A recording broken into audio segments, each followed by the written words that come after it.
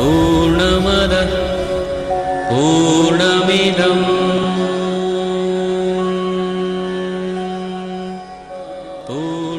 नमस्कार। सम्पूर्ण दर्शकलाई हार्दिक स्वागत छ भक्ति संवादमा। भक्ति दर्शन टेलिभिजनको आध्यात्मिक बहसको यो कार्यक्रममा हामी विभिन्न आध्यात्मिक क्षेत्रका अभियन्ताहरूलाई उपस्थित गराएर यहाँहरू सामु उहाँहरूका महत्त्वपूर्ण विचारहरू प्रस्तुत गर्ने गर्दछौँ। यसै क्रममा धेरै अगाडिदेखि हामीले अपेक्षा गरिरहेका एकजना व्यक्तित्व हामी बीचमा हुनुहुन्छ र उहाँलाई आज हामीले उहाँको कार्यव्यस्तता हुँदाहुँदै पनि प्राप्त गरेका छौँ र आशा छ उहाँका विचारले यहाँहरूलाई धर्म जागरण सम्बन्धी नयाँ नयाँ कुराहरू र नयाँ नयाँ गतिविधिहरू बुझ्नलाई सहज बनाउनेछ। आजका अतिथि हुनुहुन्छ पण्डित राधाकृष्ण उपाध्याय र उहाँ रामकृष्ण उपाध्याय र विशेष गरी उहाँ श्रीमद् भागवत प्रसार सेवा सङ्घमा अध्यक्षको भूमिकामा हुनुहुन्छ र उहाँको अर्को संस्थागत अभियान भनेको हिन्दू जागरण नेपाल पनि हो, जसमा उहाँ संयोजन गरेर हिन्दू जागरण अभियानमा जुटिरहनु भएको छ। आउनुहोस् उहाँलाई स्वागत गरौँ। यहाँलाई हार्दिक स्वागत छ। धन्यवाद छ। ज्यादै व्यस्त हुनुहुन्थ्यो, त्यसका बावजुद पनि आइदिनु भएको छ। सर्वप्रथम यहाँको उपस्थितिको लागि धन्यवाद।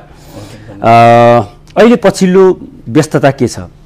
अहिले चाहिँ हामी यो नेपालको मौलिक धर्म संस्कार र संस्कृतिको सम्बन्धीमा नै कार्य हामी गरिरहेका छौँ। वास्तवमा भनौँ न, हाम्रो यो लोकतान्त्रिक पद्धति भएको हाम्रो सनातन धर्म संस्कार हो, संस्कृति हो। अब यसैलाई नै हामीले संरक्षण गर्नुपर्नेको बजाय यहाँ व्यक्तिहरूले वास्ता नगर्ने, अब मन्दिरमा जाने, पूजापाठ आदि गर्ने, आफ्नो व्यक्तिगत रूपले नै धारणा बनाउने। तर धारणाले मात्रै भएन कि यहाँ चोट पार्ने कामहरू भइरहेको छ। त हामी जब सबैको विविधतालाई स्वीकार गरिरहेका छौँ भनेदेखि अरूले पनि हाम्रो विविधतालाई स्वीकार गर्नुपर्दछ र हाम्रो सनातन धर्म संस्कार चाहे नेपालको जति पनि जो धर्म परिवर्तनप्रति विश्वास गर्दैनन् हो त्यस्ता व्यक्तित्वहरूसँगलाई चाहिँ अलिकति जनचेतना जगाउँ र आफ्नो संस्कारप्रति गर्व गरौँ भन्ने अभियानमा चाहिँ म लागेकै हो। अब हामी आफैमा एउटा वैदिक परम्पराबाट हुर्केका मान्छे, नेपाल एउटा तपोभूमि हो होइन, सारा सांस्कृतिक कुरादेखि लिएर अन्य आफ्नो हिन्दू पहिचान विश्वव्यापी रूपमा पुर्याइसकेको राष्ट्र हो जसमा निर्विकल्प छ होइन। तर पनि यो किसिमको आवाज उठाउनु पर्ने अहिले आएर आवश्यकता किन झल्क्यो त? मैले सर्र भन्नुपर्दाखेरि कस्तो लाग्दछ भनेदेखि यो जति पनि विश्वमा अन्य धर्मावलम्बीहरू छन् उनीहरूलाई राष्ट्रले संरक्षण गराएको छ के, राष्ट्रले संरक्षण गराएको छ। चाहे त्यो मुस्लिम राष्ट्र होस् चाहे इसाई राष्ट्र होस्, राष्ट्रले त्यो धर्मको उत्थान गर्नको लागि पुरा योगदान गरेको छ। तर हाम्रो सनातन धर्म संस्कार र संस्कृतिले भरिपूर्ण भएको देशलाई यसको धर्म संस्कारको र संस्कृतिको संरक्षण गर्नको लागि राष्ट्रबाट खास योगदानै छैन। सकेसम्म चाहिँ धर्मनिरपेक्ष घोषणा गरेर भएको बचे खुचेको धर्म संस्कृतिदेखि पनि मुख अर्कैतिर फर्काएर हिँड्ने जुन पद्धतिको विकास भएको छ, यो विकास भयो राज्यले जे गर्यो गर। तर हामी तपाईँ नागरिक जो छौँ नि त, हामी नागरिकको पनि त्यो एउटा पहिचान हुन्छ, नागरिकको पनि एउटा दायित्व हुन्छ। त नागरिकबाट हामीले त्यो दायित्व पुरा गर्नुपर्दछ। सायद भविष्यमा राज्य भने के त भने जनताको समूहको नाम राज्य हो। अब प्राय नेपालमा के देखिन्छ भने दबाब जबसम्म सिर्जना हुँदैन तबसम्म चाहिँ राज्यले सुन्ने काम कहिले पनि गरेको देखिँदैन, त्यो सकारात्मक होस् चाहे नकारात्मक होस्। यहाँ कोही व्यक्ति गल्ती गरेर जेलमा बसेको छ र जनताहरू त्यत्तिकै भिड उठेर चाहिँ त्यो मान्छेलाई निकाल्नुपर्छ भने चाहिँ निकाल्दिने परिपाटीको विकास भएको नेपालमा हाम्रो धर्म संस्कारका जति पनि पद्धतिहरू छन् त्यसलाई मान्यता दिने व्यक्तित्वहरू प्रायः जसो गरेर कहिले पनि आन्दोलनमा उत्रेर यसो हुनुपर्छ भन्दैनन्। सारांश भन्नुपर्दा यो राज्यले चाहिँ धर्मको संरक्षण गर्नेमा जुन दायित्व लिनुपर्ने हो त्यो दायित्व नलिएको हुनाले चाहिँ हामी तपाईहरू जो पनि विविधतालाई स्वीकार गर्ने पक्षका व्यक्तित्वहरू छौँ लाग्नु पर्दछ भन्ने अभिप्रायले जागरण गराउनु नै आवश्यक छ। ठिक छ। हिन्दू जागरण नेपालको अभियान र श्रीमद् भागवत प्रचार सङ्घको बारेका गतिविधिहरूमा म फेरि बिस्तारै प्रवेश गर्नेछु। अब एउटा स्वतःस्फूर्त रूपमा हृदयले स्वीकार्ने चिज हो धर्म भनेको, कसैले करकाप गर्ने कुरा पनि होइन। अनि अर्को कुरा भनेको धेरै प्रचार गरेर यो मान्नुपर्छ भन्नु जरुरी होइन। नेपाली सन्दर्भमा धर्मलाई स्वतः सिद्ध र स्वीकार्य बनिरहेको अवस्थामा आज आएर यो राजनीतिक बहसको विषयवस्तु किन बन्यो, त्यसको मुख्य कारण चाहिँ के हो? मुख्य कारण यही हो, धर्मलाई राजनीतिले चलाउने काम गर्यो के, धर्मलाई राजनीतिले चलाउने काम गर्यो।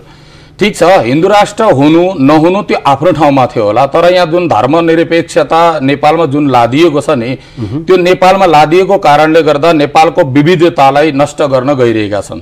यो देखिरहेको सबैले भुक्तभोगी हो, हामी मात्रै होइन। राज्य संयन्त्रमा बस्नेवाला ओहदाका व्यक्तित्वहरूदेखि सामान्य नागरिकसम्मले यो कुराको महसुस गरेको छ। हिजो 62-63 को जनआन्दोलन पछाडि जुन धर्मनिरपेक्षता लादियो, अब लादिँदा पनि कसैलाई कुनै प्रकारको अप्ठ्यारो महसुसै भएको थिएन। धर्मनिरपेक्षता के भयो त? सबै धर्मलाई हामीले मान्नुपर्ने हो, सबैको अस्तित्व र आस्थालाई स्वीकार गर्नुपर्ने हो, विरोध हाम्रो छैन थियो।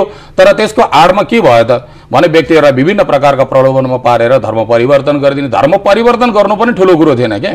ठीक छ, खुसीले ऊ यदि जुनसुकै धर्ममा जाओस्, तर समस्या त के त भनेदेखि भोलि पर्सि उनीहरूको जुन आस्था कस्तो खालको देखिन गएको छ भने आफ्नो अस्तित्व, आफ्नो आस्थाभन्दा अरूको अस्तित्व र अरूको आस्थालाई त पटक्कै स्वीकार नगर्ने। कल्पना गर्नुहोस्, काठमाडौँका सबै व्यक्तिहरू यदि धर्म परिवर्तन गरेर गयो भने पशुपतिनाथको संरक्षण गर्ने जिम्मेदारी कसले लिन्छ? मेरो गाउँको, मेरो ठाउँको, मेरो यो क्षेत्रको, यो हाम्रो विविधताले भरिपूर्ण भएका जुन नेपालका काठमाडौँको मात्रै नभएर विभिन्न ठाउँको छ, त्यसको संरक्षण कसले गर्दछ त? उनीहरूलाई त त्योतिर त मतलबै जाँदैन।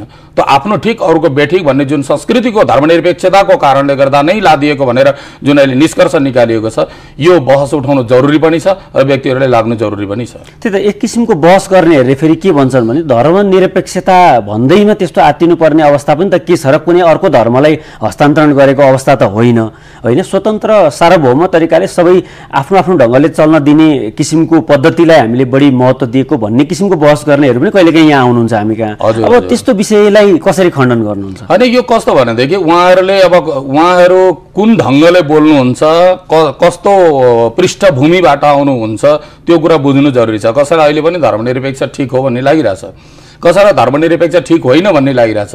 तर एउटा तटस्थ भएर हेर्नुपर्ने के भने धर्मनिरपेक्षताको आडमा नेपालमा जुन एउटा चलखेल भयो, हाम्रो नेपालको मौलिक धर्म संस्कार विविधतालाई जुन नष्ट गर्ने क्रमशः कार्यहरू भयो, यो त नराम्रो हो नि त। तटस्थ भएर यदि सोच्ने, कसैको पृष्ठभूमिबाट नआएर एउटा नागरिकको हैसियतले सोच्नुपर्ने भनेदेखि देखिन्छ नि। अब व्यक्ति एउटा राई परिवारको व्यक्ति छ, उसको धर्म परिवर्तन गरेर परापूर्व कालदेखि चलेर आएको संस्कारलाई निमिट्यान्नै पारिदिए होइन। अब भनौँ चेपाङ बस्तीमा अहिले लगभग 95% धर्म परिवर्तन गरिदिए। एकचोटि कल्पना गर्नुहोस्, भारतीय मिजोरम प्रान्तको आदिवासीहरूलाई धर्म परिवर्तनकारीहरूले लगभग 79% परिवर्तन गरिदिए। अब उनीहरू एकल संस्कृतिलाई मात्रै मान्ने भए। अब त्यो मिजोरम प्रान्तको आदिवासीहरूको संस्कृति फेरि पाइन्छ? पाइँदैन। भारतको कुरा छोडिदिउँ, हामी आफ्नै नेपालको कुरा गरौँ। चेपाङको संस्कृति यदि उनीहरूलाई एकल संस्कृति धर्म परिवर्तनकारीहरूले लादेको खण्डमा चेपाङको जुन संस्कृति छ, त्यो संस्कृति त राज्यले संरक्षण गर्नुपर्ने होइन? त्यो किन धर्मनिरपेक्षताको नाममा होइन वास्ता नगरेको? वास्ता त गर्नु पर्यो नि त। अब फेरि के अर्कोलाई नयाँ मान्छे सिर्जना गरेर त चेपाङ होस्, तैँले यस्तो गर्नुपर्दछ भनेर सिकाउँछ कसैले? आजसम्म कुनै धर्मका व्यक्तिहरूलाई राज्यले चाहिँ ल तिमीहरूले चाहिँ आफ्नो धर्मको चाहिँ यो तरिकाले पालन गर्नु, धर्ममा कुनै प्रकारको अनैतिक कार्यहरू धर्मको नाममा गरिएको छ भनेदेखि दण्डनीय हुन्छ भनेर आजसम्म राज्यले सम्बोधन गरेको छ? राज्यले कुनै पनि धर्महरूका विषयहरूलाई पनि सम्बोधन गरेन। गर्नु पर्दा धर्मनिरपेक्षताको तात्पर्य यो होइन कि धर्म सम्बन्धी कुरै नबोल्नु। धर्म, राज्यले धर्मलाई चलाउन सक्ने क्षमता रहेछ, त्यो हुनाले हिन्दू राष्ट्र गुमियो आफ्नो ठाउँमा होला। तर त्यति क्षमता भएपछि त उसले सबै धर्मलाई समान रूपले हेर्नुपर्ने व्यवस्था गर्नुपर्ने होइन र? त्यो नगरिएको खण्डमा कोही व्यक्तिहरू धर्मनिरपेक्षताको वकालत गर्दछन् भने उनीहरूलाई म अनुरोध गर्दछु, एकचोटि जानुहोस्, लमजुङमा जानुहोस् होइन, अब यो मकवानपुरको चौघडाको राई बस्तीहरू छ त्यतातिर जानुहोस्, अलिकति गाउँतिर जानुहोस्, सोलुखुम्बुको तिप्लिङ गाविसम्म जानुहोस्, यी विभिन्न ठाउँमा जानुहोस्। अहिले पनि गाउँतिर छिरेर हेर्नुहोस् धर्मनिरपेक्षताको आडमा के भइरहेछ। म हजुरलाई प्रमाण अहिले पनि दिन सक्छु। मसँग एउटा यहाँ पुस्तक पनि छ। यहाँ के लेखिएको छ भनेदेखि, ठिक छ, अहिले व्यावसायिक विश्राम पछाडि त्यो पुस्तक त्यो के लेखिएको छ भने हिन्दू हुनु चाहिँ पापी हो रे। यो तरिका हुन्छ त धर्मनिरपेक्षताको आडमा यस्ता खालका प्रचार गर्दा राज्यले त्यसप्रति व्यवहार गर्नुपर्छ कि पर्दैन? कानुनी उपचार गर्नुपर्छ कि पर्दैन त? कुनै प्रकारको गरिएको देखिँदैन। अनि अहिले पनि धर्म परिवर्तनका नाममा दुनियाँ प्रकारका धन्दाहरू मचाइरहेका छन्। अब त्यो विषयमा पनि जानकारी गराउँदा सुद्धा पनि यो धर्मको विषय भनेर केयरलेस त हुनु हुँदैन नि त। सारांशमा मैले भन्न खोजेको के भनेदेखि जसुकैले जुनसुकै धर्म मानुन्, हाम्रो टाउको दुखाइको विषय बन्नु हुँदैन। कोही व्यक्ति आस्तिक बन्न सक्छ, कोही व्यक्ति नास्तिक बन्न सक्छ, बनोस् न। उसको स्वतन्त्रतामा किन त्यो स्वतन्त्रता जुन अधिकार छ त्यसमा हनन गर्नुपर्ने कुनै जरुरी छैन।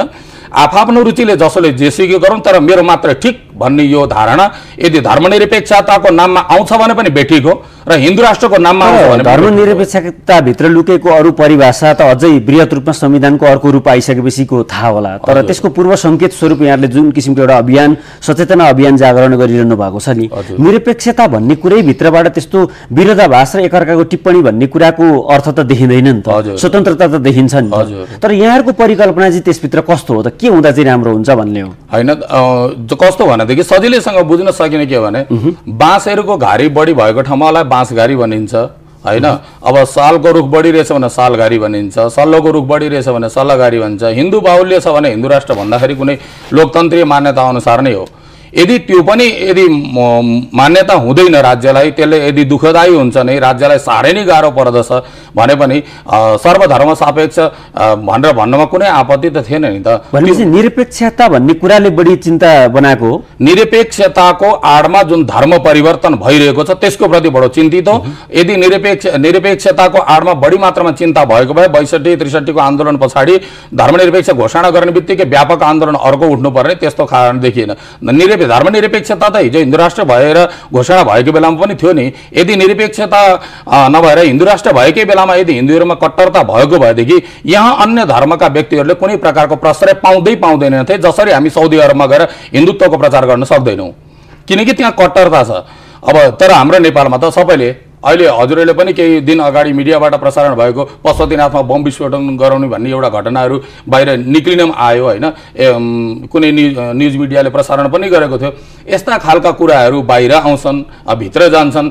यस्ता कुरामा चाहिँ धर्मनिरपेक्षताको आडमा जसले जे गर्दा पनि हुन्छ भन्ने संस्कृतिको विकास भएको हुनाले आज हिन्दूहरू चाहिँ धर्मनिरपेक्ष हुनु हुँदैन भनेर चाहिँ बढी मात्रामा आवाज उठाएको देखिन्छ। भनेपछि मुख्य कुरा यहाँको चिन्ता भनेको जुन किसिमको एउटा सहिष्णुताभित्र अडिएको एउटा परम्परा थियो, जो कहिले आफ्नो धर्म मान्ने स्वतन्त्रताप्रतिको आपत्ति भन्दा पनि जुन सहिष्णुता थियो त्यो भङ्ग हुने र एकअर्कामा धर्मको नाममा चाहिँ बाजाबाज र हानाहानको अवस्था हुन्छ र अशान्ति उत्पन्न हुन्छ भन्ने कुराको चिन्ता हो। एकदम बिल्कुल।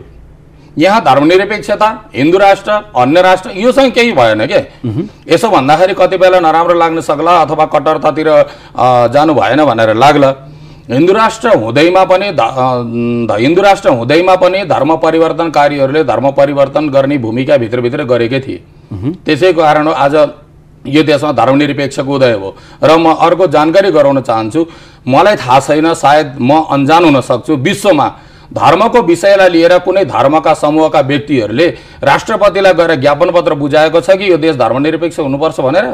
यो के भने धर्मनिरपेक्षताको तात्पर्य यहाँ देशमा राजनीति गर्न खोजिएको र त्यो राजनीति कस्तो खालको भने देशमा धार्मिक साम्राज्यवाद लाद्न खोजिएको। नभएदेखि यदि त्यो कुरा होइन भनेदेखि यो गएको वर्ष संविधान सभाको जुन चुनाव भयो त्यो चुनाव भन्दा लगत्तै केही दिन अगाडि कुनै मिडियाबाट तिनका समूहका केही व्यक्तिहरूले प्रत्यक्ष रूपले भनेका थिए कि हाम्रो इसाई धर्ममा लाग्नेवाला धर्म परिवर्तनकारी समूहहरू जति पनि छन् उनीहरूले फलानु पार्टीलाई मात्र भोट दिनु भनेर थ्रेट किन जारी गर्नु पर्दथ्यो?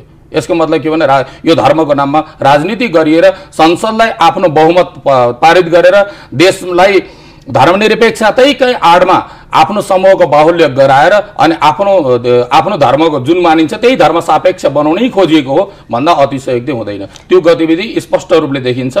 अहिले अब नेपाल आज सबै 80% भन्दा बढी व्यक्तिहरूले गौमातालाई पूजा गर्दछन्, आराधना गर्दछन्। अब तिनलाई कसरी चोट हुन्छ? भाइ छिमेकीमा बसेपछि हाम्रो सनातन धर्म संस्कृति यो खालको संस्कृति हो। यदि आफ्नो छिमेकीमा बस्नेवाला व्यक्तिलाई मैले गरेको व्यवहारले उसलाई चित्त दुख्छ भनेदेखि त्यो धर्म नै किन नहोस्, त्यसलाई चाहिँ विश्राम दिएर उसको चित्त बुझाउने काम गर्नु पर्दछ भने हाम्रो संस्कार हो। तर यहाँ त होइन, मेरै गोरुको 12 टक्का भनेर लाद्ने काम अनि अरूकोलाई हेपाह काम, यस्ता खालको गतिविधि चाहिँ पटक्कै हुनुहुँदैन। त्यही हुनाले अहिले समाजमा धर्मनिरपेक्षताको आडमा भइरहेका यस्ता गतिविधिहरूको चाहिँ पर्दाफास पनि गर्नुपर्दछ, जनचेतना पनि जगाउनु पर्दछ भन्ने हाम्रो विचार हो। गुरुजी, जस्तो कहिलेकाहीँ अब यसरी बहस गरिरहँदाखेरि कहिलेकाहीँ केही विद्वानहरूको आत्मआलोचना पनि लगभग आशय के बुझ्ने गरिन्छ भन्दाखेरि यो जो अभियन्ताहरू हुनुहुन्छ, धर्मको अभियन्ता, वैदिक सनातन धर्मको एउटा अभियन्ताको रूपमा हुनुहुन्छ, उहाँहरूकै निष्क्रियताको कारणले यो अवस्था सिर्जना भइरहेछ भन्ने पनि त्यो किसिमको अभिव्यक्ति र त्यो किसिमको आशय पनि कहिलेकाहीँ झल्केको हामी पाउँछौँ। झट्ट हेर्दा पनि के भने अब एक खालको सम्बोधन भइसकेपछि र उल्लेख भइसकेपछि मात्रै बढी चासो र चिन्ता बढेको देखिन्छ नि। के अलिकति बढी खालि भनौँ न निष्क्रिय प्रचार प्रसारको अभियानमा मात्रै जुट्ने कारणले त यो अवस्था सिर्जना भयो होइन? अनि स्वाभाविक रूपले कस्तो भने मैले सर हेर्दाखेरि हिन्दूहरूको सङ्गठन छैन कि। हिन्दूहरू भनेको सभ्यता हो, एउटा पद्धति हो। एउटा सानो कोठामा 10x12 को कोठामा कुनै सामान कसरी एडजस्ट गरेछ, अब उसलाई चाहिँ 8-10 को कोठामा सामान राख्नु पर्यो भने त्यो त्यही तरिकाले सेटल गर्दछ। त्यहाँ कुनै प्रकारको उसले अब्जेक्सन गर्दैन, अप्ठ्यारो मान्दैन। त यो सभ्यता हो जहाँ पनि सुट खान्छ। तर यहाँ जुन प्राचीन समयदेखि नै यो सभ्यता सबैले आफ्नो ढङ्गले मान न त, ठिकै छ, तिमी आफ्नो ईश्वरलाई मान, तिमी आफ्नो ईश्वरलाई राम मान, कृष्ण मान, सबै पद्धति अलग अलग मान भनेर सिकाइएकै पद्धतिको अनुसारले चलेको। त्यसकारणले यहाँ जुन कट्टरताको जुन अभ्यास हिन्दू समाजमा छैन र यहाँ कट्टरताको अभ्यास छैन, कट्टरताको अभ्यास सिकाइएको छैन, साङ्गठनिक अभ्यास छैन, जसको कारणले गर्दा कसैले कसैलाई हिन्दूको नाममा कुटपिट गर्यो भने पनि कसैले केही बोल्नेवाला छैनन्। तर आज जरुरी के परिरहेको छ भने अब कट्टरता भनेर अन्य पन्थहरूको जस्तो कट्टरता होइन, आफ्नो धर्म आफ्नो संस्कार बचाऊ भन्ने खालको कट्टरता चाहिँ हुनै पर्दछ, स्वाभिमान हुनुपर्दछ, निष्ठा हुनुपर्दछ भन्ने हो। पूर्वजहरूले अथवा हाम्रा वर्तमानमा रहेका विभिन्न सङ्घ संस्थाहरूको पनि त्यही दशा हो। त्यही दशा के भने साङ्गठनिक जुन एउटा अभ्यास हो, उनीहरूले एउटा थ्रेड जारी गर्नुपर्ने, उनीहरूले प्रचार प्रसार गर्नुपर्ने, विभिन्न प्रकारका भनौँ न धर्मका आडमा लिएर या अधर्मका गतिविधिहरू पनि चलाइरहेका छन्। हो त्यस्ता गतिविधिहरूलाई आफूले नियन्त्रण गर्नुपर्ने त्यो एउटा साङ्गठनिक अभ्यास एउटा नभएको। दोस्रो कारण भनेको चाहिँ राज्यले निरीक्षण नगरेको अवस्था हो। राज्यले जसरी एउटा मुस्लिम समुदाय बाहुल्य बसेको जुन क्षेत्र छ अथवा भनौँ उनीहरूको जुन मुख्य लिडर हुनुहुन्छ उहाँहरूले यो हुँदैन फतवा जारी गरेपछि गर्यो सिद्धियो, त्यहाँ कुनै प्रकारको अब्जेक्सन गर्ने कसैको चाहना पनि हुँदैन, गर्न पनि सक्दैन। त्यस्तो कट्टरता हामीमा छैन। ठिकै छ, उसको परिस्थिति त्यो पर्यो, भोलि सुध्रिने चान्स छ नि त भन्ने यो हाम्रो बानीको विकास भएको हुनाले सङ्गठनलाई लिड गर्नेवाला व्यक्तित्वहरूमा पनि त्यही बानी हो। त्यसकारणले गर्दा पनि यो जनजागरण हुन नसकेको। अब हामी सबैको चिन्ता र चासो के हुन्छ भने धर्म संस्कार संस्कृति बचोस्, राष्ट्रले आफ्नो एउटा सार्वभौमिकतामा कुनै किसिमको खललको अनुभूति नगरोस्, शान्तिपूर्ण रूपले हरेक अभियान अगाडि बढाउन्, त्यही अन्तर्गत यो धार्मिक अभियान पनि अगाडि बढोस् हामी भन्ने जो कोहीको चाहना हुन्छ। तर यसरी दिन प्रतिदिन बहस बढिरहँदाखेरि सर्वसाधारणलाई अर्को एउटा चिन्ता के छ भने अब यहाँ अभियन्ता भएको कारणले मैले यो सोध्नु जरुरी पनि छ होइन। के चिन्ता छ भने एउटा राजनीतिक सङ्क्रमणबाट बल्ल बल्ल उम्केका थियौँ, अर्को धार्मिक सङ्क्रमणबाट फेरि एउटा राज्यलाई अर्को अप्ठ्यारोमा पर्ने अवस्था फेरि सिर्जना हुन्छ कि अथवा अशान्ति बिहोर्नु पर्छ कि भन्ने छ। अब यहाँहरू त रचनात्मक अभियानमा जुटिरहनु भएको व्यक्ति, शान्तिका दूतको रूपमा चिनिनु भएको व्यक्ति, अबका दिनहरूमा यहाँहरूको यो ओकालतीलाई कुन रूपसम्म लान सक्नुहुन्छ, कसरी लाने चाहना राख्नु भएको छ? हामी द्वन्द्व गर्दैनौँ, द्वन्द्व गर्ने भए झगडा गर्ने भए पहिले नै भइसक्थ्यो। अहिले पनि हाम्रा गाउँमा खुलिरहेका छन्, त्यही छिमेकीमा बस्ने व्यक्तिलाई त्यस्ता धर्म परिवर्तन गर्ने खालका भूमिका गर्ने व्यक्ति घर घरमा आएर टेन्सन दिँदा पनि केही पनि भन्दैनन्, न प्रहरी चौकीमा रिपोर्ट गर्दछन्, किनकि एउटा मानवीय दायित्व पनि हो, अधिकार पनि हो, कानुनन पनि। आफ्नो घर दैलोमा आएर बार त्यो कुराको टर्चर जुन कुरा मलाई मन पर्दैन त्यो भएपछि प्रहरी चौकीमा जानकारी गराउनु पनि कोही बात नै, ठिकै छ, उसले धर्मको कुरा गरिरहेछ, के भयो त बच्चा हुनु अनजान हुनु छोडिदियो कि अभ्यास छ भने हामी त्यो द्वन्द्वतिर जान चाहँदैनौँ। तर हामी राज्यलाई के अनुरोध गर्न चाहन्छौँ भने उसले धर्मनिरपेक्षता राखे पनि, हिन्दू राष्ट्र राखे पनि, जे राखे पनि प्रलोभनमा पारेर धर्म परिवर्तन यो देशमा गर्नु हुँदैन र गराउनु कुनै हालतले नै हुँदैन। यसो भन्दाखेरि फेरि कुराहरू के उठाउँदछन् भने हामी त जानेर गएका। हेर्नु न, एउटा व्यक्ति अहिले पनि मैले यो हिन्दू जागरण नेपालमा सेवा गर्न सुरु गरेपछि छोरो मलेसियामा काम गर्दछ, सेवा गर्दछ, ऊ धर्म परिवर्तन गर्नु हुँदैन भनिरहेको अवस्था छ। अरू पनि छन् भने उनको बुवा बिमारी भएको अवस्थामा चाहिँ तँलाई रोग ठिक हुन्छ भनेर पो लगेर अब बनाइदिएछन्, उसको घरमा मासु चिउराहरू सधैँ आउँछ भनेर। यस्ता खालको गतिविधि किन गर्नु त?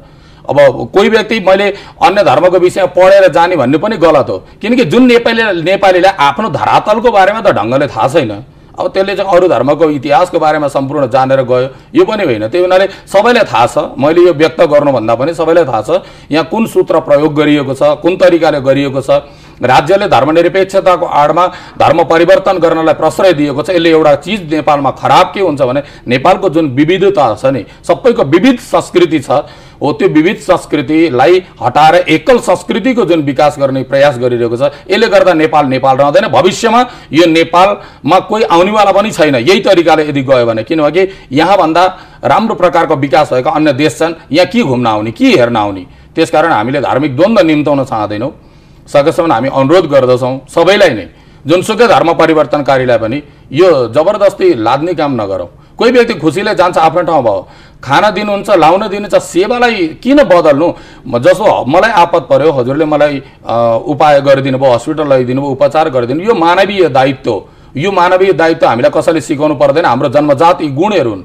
त भने अब त्यो मलाई उपकार गर्नुभयो भन्ने बित्तिकै अनि हजुरले चाहिँ होइन मेरै पार्टीमा भोट हाल, मेरै समूहमा लाग, नभएदेखि तँलाई म हस्पिटललाई यतिकै छोडिदिन्छु, यस्तो ब्ल्याकमेलिङ गर्ने काम गरेर धर्मको होइन। यो चाहिँ वास्तवमा देखिने अनुहार धर्मको पक्कै हो, तर यो भित्र चाहिँ ठुलो षड्यन्त्र के त भने राजनीतिमा हस्तक्षेप गरेर देशको जुन संविधानमा आफ्नो पकड बनाएर आफ्नो अनुकूल संविधान बनाउने यो दखलअन्दाजी हो। होइन भनेदेखि धर्म मान्नको लागि त मेरो धर्ममा आउनै पर्छ, मान्नु पर्छ भने भन्नु जरुरी के? म पैगम्बरलाई पूजा गर्छु, मेरो घरमा राखेर पूजा गर्दा मलाई केही आपत्ति छैन। म येशूको चित्र अगाडि राखेर पूजा गर्दछु, मलाई के को आपत्ति? मेरो धर्मले मलाई नगर भन्दैन। यो किसिमको महानता चाहिँ हुनुपर्छ भन्ने यहाँको भनाइ एकदम ठिक। हामीले यदि हामी चर्चमा जान्छौँ, हामी मस्जिदमा जान्छौँ, हामी जहाँ जहाँ भन्छौँ त्यहाँ गएर भगवानलाई ढोक्छौँ, प्रणाम गर्छौँ। म शाकाहारी पनि हुँ, मलाई चाहिँ फेरि भगवानको प्रसाद भनेर मासु ल्याएर दियो भने म खाँदिनँ। त्यो मेरो कृष्ण भगवानको भनेर ल्याएर दियो भने म खाँदिनँ। मेरो एउटा दर्शन हो, एउटा आफ्नो दर्शन हो होइन।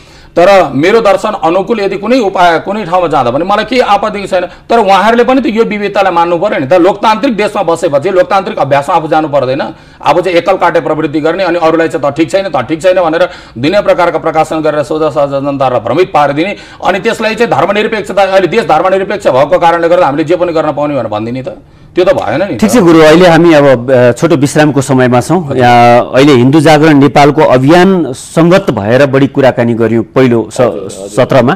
अब यस पछाडि म श्रीमद् भागवत प्रचार प्रसार सङ्घको गतिविधिमा जानेछु। अहिले विश्रामको समय भएको छ। दर्शक महानुभावहरू, आज हामी कुराकानी गरिरहेका छौँ पण्डित रामकृष्ण उपाध्यायज्यूसँग। विशेष गरी उहाँ श्रीमद् भागवतको प्रचार प्रसार अभियानमा त लाग्नु भएको छ नै, तथापि अहिले पछिल्लो समयमा हिन्दू जागरण नेपाल अभियानको अभियन्ताको रूपमा पनि चिनिनु भएको छ। उहाँसँग म पछिल्लो समयमा श्रीमद् भागवतका गतिविधिसँग सम्बन्धित रहेर कुराकानी गर्छु। भक्ति संवादकै साथमा रहनुहोला। पूर्णमदः पूर्णमिदं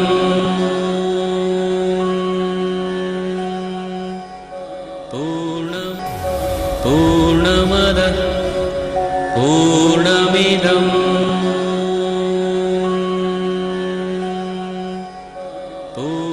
व्यावसायिक विश्राम पछाडि फेरि यहाँलाई हार्दिक स्वागत छ कार्यक्रम भक्ति संवादमा। आज हामी भक्ति संवादमा कुराकानी गरिरहेका छौँ पण्डित रामकृष्ण उपाध्यायज्यूसँग। उहाँ हिन्दू जागरण नेपालका संयोजक हुनुहुन्छ र सँगसँगै श्रीमद् भागवत प्रचार प्रसार सेवा सङ्घका विभिन्न अभियानहरू लिएर उहाँ धर्म दर्शनको विकासका लागि परिरहनु भएको छ। अब म कुराकानी श्रीमद् भागवत प्रचार प्रसार अभियानसँग सम्बन्धित रहेर अगाडि बढाउँछु।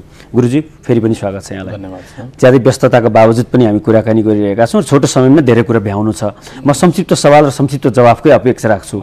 के छ पछिल्लो समयमा श्रीमद् भागवत प्रचार सेवा सङ्घले आफ्नो गतिविधि कसरी अगाडि बढाउँदैछ? धर्मद्वारा सामाजिक रूपान्तरणको अभियानलाई नै हामीले भागवत सेवा सङ्घ, जसलाई श्रीमद् भागवत प्रचार प्रसार सेवा सङ्घ, छोटो नाम भागवत सेवा सङ्घको रूपमा हामीले अगाडि लगेका छौँ। यो चाहिँ 2057 सालमा दर्ता गरेर अगाडि बढाइएको हो र देशमा विविध ठाउँमा यसको समितिहरू पनि गठन भएको छ। हामीले कस्तो भने जुन यो प्रोग्राम भक्ति संवाद छ नि, भक्तिसँग आधारित छ। एउटा गाली पनि गर्नुपर्दछ, एउटा माया पनि गर्नुपर्दछ। खालि गाली गरेर मनमा वितृष्णा नकारात्मक भावना पनि भरिदिनु हुँदैन। एउटा भक्ति भनेको एउटा अलग्गै चिज हो। सायद मलाई लाग्दछ त्यो भक्ति, त्यो प्रेम, त्यो आस्वादन भन्ने वस्तु चाहिँ भगवानसँग नजिक भएर मात्रै पाइन्छ या भगवानको भक्तहरूसँग नजिक भएरै पाइन्छ। त्यो हुनाले भागवतको माध्यमले सम्पूर्ण ग्रन्थहरूको सार श्रीमद् भागवतलाई नै भनिन्छ। अब त्यो भागवत केवल मरेपछि मुक्तिको लागि होइन। भागवत के भन्छ भनेदेखि जीवे त यो मुक्ति पदै सदाय भाग भन्छ क्या। तत्तेनुकम्पाम सुसमीक्षमाणो भुञ्जान एवात्म कृतम विपाकम हृद्वाग बपुर्भिर्विदधन नमस्ते जीवे त यो मुक्ति पदै सदाय भाग। प्रत्यक्ष भगवानको दर्शन गराइदिन सक्ने क्षमता भागवतमा छ। हामीलाई त्यति मात्रै भइदिए पुग्यो। भगवानको एउटा अनुभूति, सामिप्यताको अनुभूति गराइदिने त्यो तत्त्व भागवतले नै दिन्छ। र आज जति पनि अशान्ति मचिएको छ नि, यो भागवतलाई नबुझेर हो, धर्मलाई नबुझेर नै हो। व्यक्तिले जुनसुकै यो धर्म भनेर अरू जति पनि भनिएका छन् ती धर्म होइन भन्दा धेरैको चित्त दुख्ला। तर धर्म खुल्ला हुन्छ कि स्वतन्त्र हुन्छ। उसले जहाँ पनि गएर जता फर्के पनि नारायणको दर्शन पाउँदछ। एकातिर फर्केर मात्रै नारायणको दर्शन होइन, सूर्यको आकाशमण्डलमा प्रदीप्त भइसकेपछि जता फर्के पनि उसले उज्यालो देख्दछ। हो भागवत त्यो चिज हो। त्यसकारण हामीले भागवतको ज्ञानद्वारा समाजमा एउटा आध्यात्मिकताको विकास होस्। यसको एकदम प्रभाव राम्रो के पर्यो भने जुन यो मधेस आन्दोलन भयो, त्यो मधेस आन्दोलन भएको बेलामा धनुषामा हाम्रो श्रीमद् भागवत प्रचार प्रसार सेवा सङ्घ उपसमिति यज्ञभूमि धनुषा भनेर गठन गरेका थियौँ। त्यहाँ मधेसी पहाडी दुवै समुदाय, त्यहाँ पहाडी र मधेसीको मारामार चलेको बेलामा भागवत सेवा सङ्घको त्यो उपसमिति भागवतको प्रेमको कारणले गर्दा त्यो क्षेत्रमा झगडा हुँदै पनि सबै आफ्नै मेम्बर, आफ्नै भागवतको भक्तहरू, कोही प्रति पनि झगडा भएन, सबै मिलेर बसे। यसको मतलब के हो भनेदेखि तपाईँ जुनसुकै जात भए पनि, वर्ग भए पनि, लिङ्ग आश्रम जेसुकै भए पनि आखिर भगवान त सबैको एउटै हो नि, भगवानतिर फर्किदिएदेखि त पुगिहाल्यो नि। त हामीले भागवत सेवा सङ्घबाट चाहिँ त्यो भावनालाई अगाडि सार्दै पनि रहेका छौँ र सामाजिक कार्यक्रमहरू पनि भएका छन्। जस्तो मन्दिरहरूमा बनाइरहेका छौँ। अहिले हामीले एचआइभी पोजिटिभ आमाबुवा, गरिब आमाबुवाका सन्तानहरूलाई पनि हामीले पालन पोषण गरिरहेका छौँ। त्यही भागवतकै माध्यमले नै हो। अरू कोही अनाथ छन्, अब तिनीहरूलाई पनि पालन पोषण गरेका छौँ। धेरै प्रयास गरेका छौँ, धेरै गर्न सक्छौँ कि भनेर, तर हामीले 15-16 जना बच्चाहरूलाई राखेर त्यसलाई सेवा पनि गरिरहेका छौँ। विभिन्न ठाउँमा धर्मशाला, मठ मन्दिर यी आदि कार्यहरू भागवतको माध्यमबाट नै भएको छ। र म एउटा विश्वासपूर्वक भन्न सक्दछु, यो देशको यदि विकास गर्नु छ भने धर्मलाई किनारा लगाएर होइन कि धर्मलाई सँगै लिएर गयो भने हुन्छ। आज 62 को जनआन्दोलन पछाडि यसो सरर हेरेर आउनु भने धार्मिक कार्यक्रमले देशको लगभग 1 वर्षको बजेट जति निकालिदिइसकेको छ। यदि टोटलमा हिसाब गर्ने हो भनेदेखि यही पृष्ठभूमिमा छलफल गर्दाखेरि एउटा अर्को पक्षलाई पनि यहाँ मैले छलफलमा ल्याउनु जरुरी ठान्छु, किनभने यहाँ आफै श्रीमद् भागवत प्रचार प्रसार सङ्घमा हुनुहुन्छ होइन। एकातिर समाज परिवर्तन, समाज रूपान्तरणका लागि एका सँगसँगै धर्मलाई लिएर गएर लगभग श्रीमद् भागवतका अभियानहरू जस्तै गरी केही अभियानले सकारात्मक सन्देश दिएको छ, समाजमा रूपान्तरण पनि गरेको छ होइन, विकास ल्याएको छ। तर अर्को पक्षबाट भन्यो भने अलिकति बढी हौसिएर गएको कारणले गर्दा सर्वसाधारणले यो चिजको पहुँचमा पुग्ने अवस्था देखिँदैन। एकदम तामझाम गर्दा मात्रै श्रीमद् भागवत हुन्छ, धेरै खर्च गरेपछि मात्रै त्यो आयोजना गर्न सकिन्छ भन्ने किसिमको होडले गर्दाखेरि एक प्रकारको सानोतिनो आर्थिक हैसियत भएको व्यक्तिले योलाई आँट गर्न सक्दैन। यसमा के भन्नुहुन्छ गुरु? वास्तवमा त्यो देख्नुहुन्छ त्यो हैन, यो देखिएको छ के जहाँ पनि जस्तो बिहान सूर्यनारायण उदय हुँदा सबैलाई प्रसन्नता हुन्छ। दिउँसोको 12 बजेको चर्को घाम लागेपछि अनि कतिलाई यो घाम कति चर्को लाग्यो भन्ने जस्तो लाग्दछ। त्यसकारणले गर्दा कुनै पनि श्रीमद् भगवत गीतामा भगवान कृष्ण के भन्नुहुन्छ भने सर्वारम्भा हि दोषेण धूमे नाग्नि रिवावृता, निर्दोष त केवल ब्रह्म हो, अरू जति पनि गतिविधि छ नि त्यसमा केही न केही दोष हुन्छ। र यो चाहिँ हजुरले भन्नुभएको कुरा यो दोष म मान्दछु, यो बिल्कुल दोष हो। र अहिले त्यो अभ्यास भएको छ, त्यो तरिकाको प्रचार भएको छ। त्यो पनि कारण के को कारणले गर्दा भने नि पैसा उठाउने होडबाजीले हो, अरू केही पनि होइन। अब पैसा उठाउनको लागि अलिकति तामझाम रमाइलो ती नदेखाइदिएदेखि व्यक्तिहरू अगाडि नसर्ने, व्यक्ति नआइकन सहयोग सङ्कलन नहुने, सहयोग सङ्कलन नभइकन आयोजकको उद्देश्य पुरा नहुने, यी कारणले गर्दाखेरि त्यतातिर अलिकति तडक भडक देखाइएको।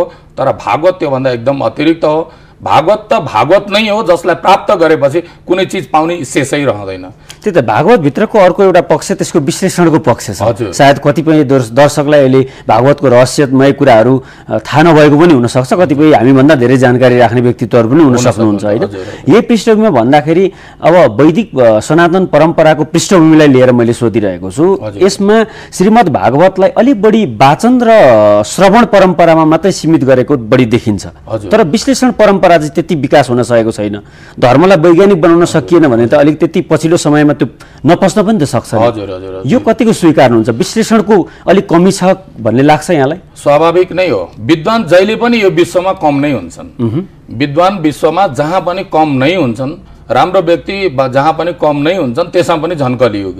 अब नेपालको परिवेशमा हेर्नु भने यहाँ पढ्ने मौका कसले पायो? सर यसो हेर्नुहोस्, पढ्ने मौका कसले पायो? अब अहिले ब्राह्मणहरू बाठा भए भन्ने आदि चलन आउँदछ। बाठा भए राम्रै भयो, बाउ आमाले बनारसतिर पठाइदिए उही बेलामा, या भनेदेखि यहीँ दुःख गरेर केही जान्ने म प्रयास गरेँ।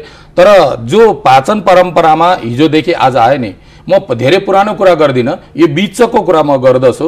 त्यो बिचको परिवेशमा जहाँ नेपालमा गाडीको सुविधा थिएन, यातायात विभिन्न केही पनि थिएन, त्यो बेला बिचराहरूले पढ्ने मौकै पाएका छैनन्। कहीँ पनि छैनन्।